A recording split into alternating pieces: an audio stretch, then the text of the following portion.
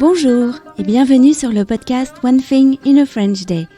Aujourd'hui, mercredi 27 mai 2020, cet épisode, le numéro 1835, s'intitule « Journal de bord, 72e jour, le dernier jour d'école ». J'espère que vous allez bien et que vous êtes de bonne humeur.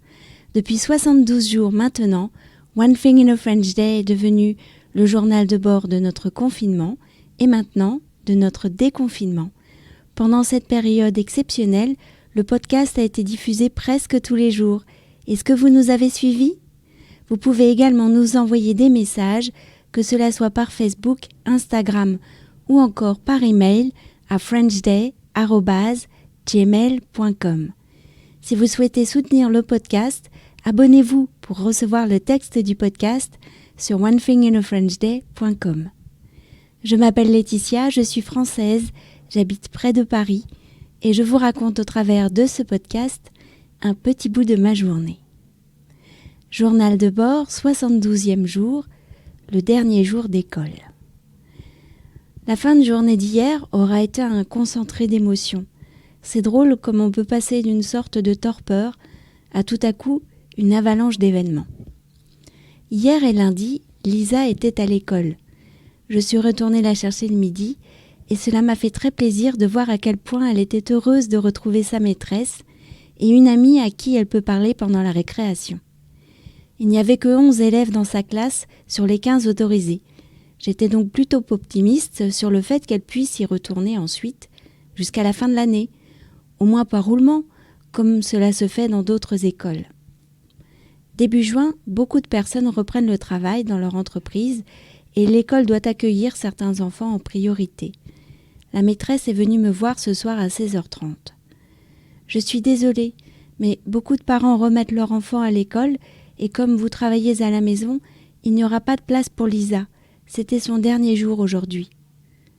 Son dernier jour ? ai-je dit. La phrase résonnait encore dans ma tête lorsque nous sommes partis. Les filles ont raccompagné Lisa à la maison et je suis allée faire les courses à la Biocoop. J'avais envie de pleurer. Pour elle, pour nous, pour moi. J'ai caché mon chagrin dans mon masque. Il est obligatoire à la Biocoop.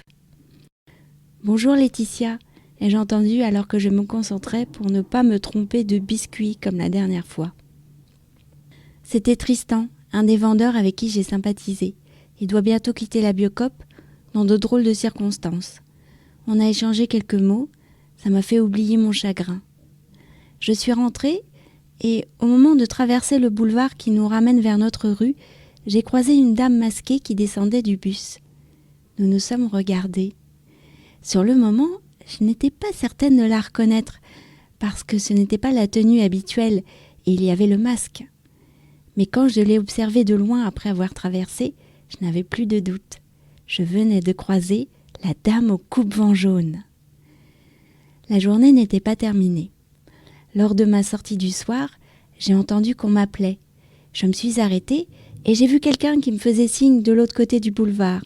C'était un copain du kung-fu, Swaibu. On a discuté un moment, ça m'a fait super plaisir.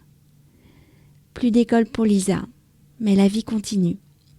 One Thing in a French Day, c'est fini pour aujourd'hui. On se retrouve demain avec un nouveau conseil de lecture de Nathalie. À demain, au revoir.